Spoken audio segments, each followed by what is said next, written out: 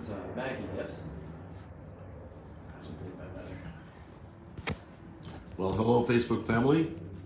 Let me turn the volume up here. This is Andrew Williams Jr. and another Conversation with Andrew Williams Jr. And today we're here with James St. Vincent, and we're at the Robbins House, a historic location in Concord, Massachusetts. And you can just go to robbinshouse.org to get the history. You'll see the button I'm wearing. It says, Stand Up for Ellen.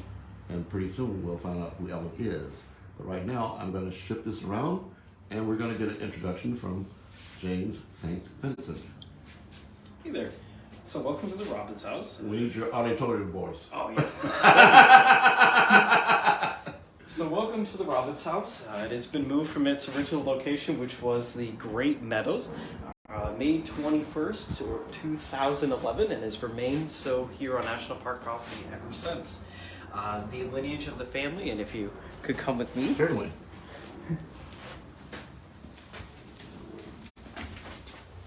Oh, Stuart, could you just walk with him, please? Sure. Thank you. Thank you. The lineage of the family goes back to a man named Caesar Robbins, who was born enslaved in nearby Chelmsford. He is a two-time war veteran, first at the age of 16, forcibly enlisted in the French and Indian War, as well as the Revolutionary War, and some scholars believe that he was present at the shot heard around the world. By his 30s, he's been granted his emancipation and has two things going for him. One, he's living on Humphrey Barrett's land in the Great Meadows for a rent-to-work situation, it is presumed, as well as a paid caretaking position for a man named Casey Whitney, whose story you can hear over at the Wayside. He earns about $52 a year. You can see his signature right here. And he is working very tirelessly for a legacy towards his family. He might have seen the posts and beams and the planning for this house go up, but unfortunately he passes away 1 year before it is completed. However, it is left to his oldest son, Peter, and Peter's sister, Susan, and the two of them live here in a duplex situation where Peter and Fatima live on this side of the house, and Susan and her husband, Jack, live on the other side with their children. Peter's got a lot going for him, and I do love the generational leap that his father's perceived to be property, whereas Peter is now owning property legitimately. He is in mortgage for $260 for this house and 13 acres. And unfortunately, though, I guess, humans are humans no matter what century you're in, kind of gets a little bit too close to the sun, opens up a second mortgage for his second family.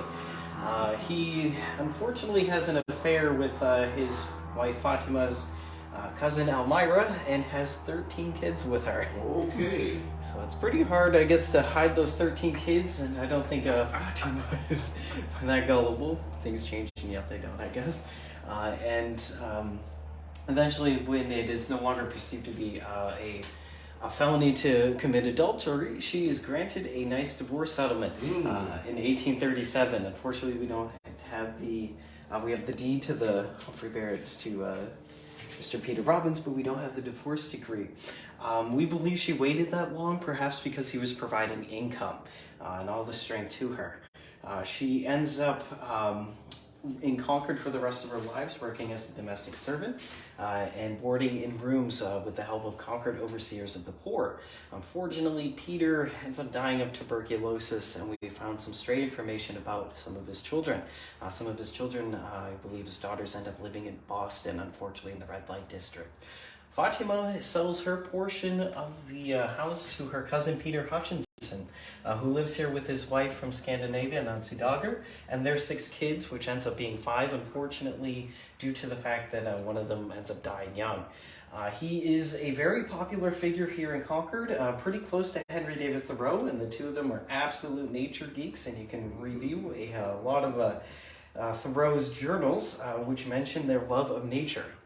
He is kind of a jack of all trades, butcher, landscaper, carpenter, etc. And he has a lot of things named after him, such as Peter's Path, which is the pathway behind the house of Peter's Spring, even a little bit of a forest, and a firewood company.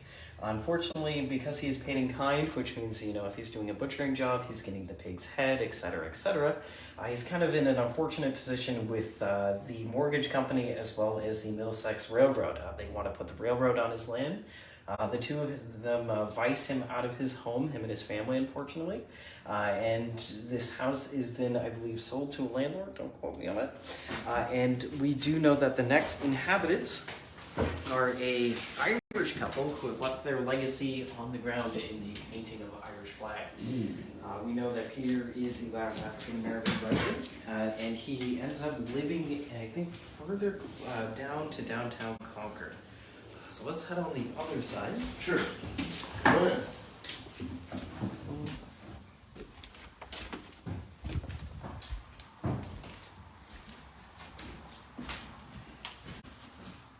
So Susan and Jack live on this side. Susan is an amazing inspirational figure who I wish was around today, because we definitely need voices like hers. She is a co-founding member of Concord's Female Anti-Slavery Society, as well as possibly a founding member of the First African Baptist Church in Boston, which is a museum today. She is encouraging a lot of her peers, her community, and her family to stand up to all sorts of injustices, not just those that are close to home for her, such as abolitionism and the Fugitive Slave Act, but for the treatment of the Cherokee, the Irish, Chinese railroad workers, annexation of Texas, the list goes on. And she is encouraging her peers, her family, and her community to sign petitions and be politically active. And she passes this legacy on to her kids. Unfortunately, we only have two of the actual photographs of the inhabitants. The rest are unfortunately representational images, but we do have this photograph of Jack Garrison with a walking stick you can actually see in the Concord Museum today. And he's looking pretty good for his old age. I believe he's either 90 or 91 in that photo. He is forcibly enslaved in New Jersey, realizes that he is not going to be granted emancipation fairly, and decides to take destiny into his own hands. And that is running up here to Massachusetts and living the rest of his life in Concord. Unfortunately, though, he spends a good chunk of his life looking over his shoulder due to that Fugitive Slave Act. He is a proud dad nonetheless. He is proud that both of his children are educated in the Concord school system, and that his daughter is a fantastic teacher, and that his son John has done a lot of due diligence to working his way up in the I would say, corporate ladder here in Concord. John is my favorite simply because he's an ice skater and I'm an ice skater, so it is kind of that simple and shallow, I suppose, but he is also gifted in the art of ornamental horticulture, and recreations of his work alongside Henry David Thoreau's can be viewed over at the Old Manse in Concord. More importantly, though, he is elected to local offices here in Concord, such as the church tithing man, as well as a district highway surveyor, supervising even his white peers at the time. At 47, he becomes the Concord Townhouse Superintendent, and with that salary, he's able to buy a little bit of land, about 3 acres, and build himself a nice, stylish Victorian cottage and pull his dad out of the poorhouse, which is a feat nonetheless. He is also signing petitions following his mother's footsteps, and is listed as an eligible voter in 1841 and voted in the election of 1856. Fortunately, though, the great die young, and he does not make it past his 57th year. However, here is the star of the show. It is Miss Ellen Garrison, who was born with a fire in her. It could be because she's an Aries, too. I'm a zodiac nerd, but more importantly, it's just, bless you. It is just, I guess, the nature of her spirit. She was so renowned that even her friend, Abba Prescott, referred to her in her obituary. The two of them were noted to be walking hand in hand through the Concord Bicentennial Procession, following an incident where the year prior, Ellen had been treated cruelly, so she walked with her. I guess the sentiment would be, in my mind, is if why see the parade when you can be the parade? She's got a certain calling. She does help her mother with a lot of missionary work, but her calling, in her own words, is, "I have a great desire to go and labor amongst the freedmen of the South. I think it is our duty as a people to spend our lives in trying to elevate our own race, and who can feel for us if we do not feel for ourselves?" Her words are very powerful, and I definitely recommend looking through her letters. She does follow this calling. She goes from Newport, Rhode Island to right around Maryland, and teaches formerly enslaved people how to read and write, ranging from adults to children, and unfortunately runs into a lot of trouble, but brave nonetheless. She remarks that the individuals that, like kind of hold onto her skirts so that in hoping they would rip them or try to move her out of the sidewalk, she remarks that they are indeed big cowards, and if you stand your ground and do not run, they will not chase you, and they will learn to give you the respect you deserve, in her words. Her big moment is in 1866 in the Baltimore train station. She refuses to sit in the segregated waiting room, and she is accosted by an individual who does not announce himself as either a representative of the train station itself or the law. The two of them get into a verbal altercation before it ends up physical, and you can see the nice euphemism, forcibly ejected. I believe he dragged her by the arm. I do know that her arm was injured, but in her own words, her more than her body was injured, it was her dignity.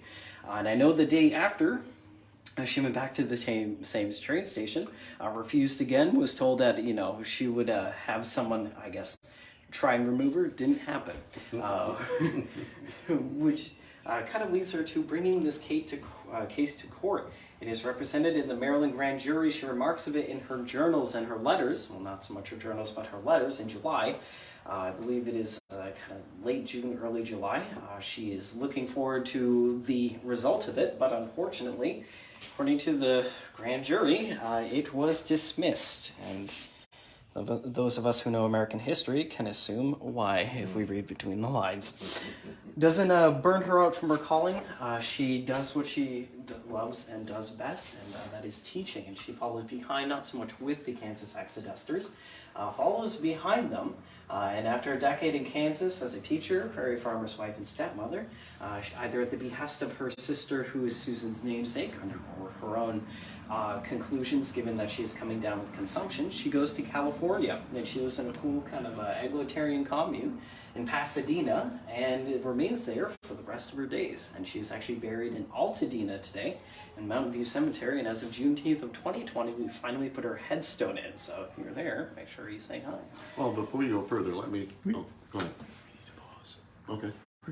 Let me finish. I'm going to finish here by saying I'm here from Los Angeles, California. So I'm here to uphold the legacy of Elliston Garrison, and we look forward to finding ways we can connect with the Robbins House. Thank you so much. Thank you.